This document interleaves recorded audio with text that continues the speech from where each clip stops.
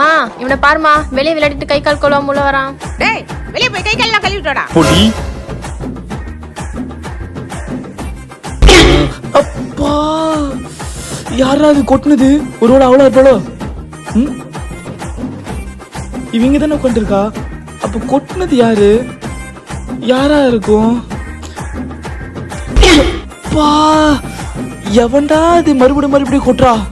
எப்பா, என்னன்னாச்சு? மூஞ்சி கழிட்டு இருக்குமா, யாரோ வந்து கொட்டிட்டு ஓடுறாங்கம்மா. தள்ளு. யாரா அது? யாரா எங்க நடிச்சது?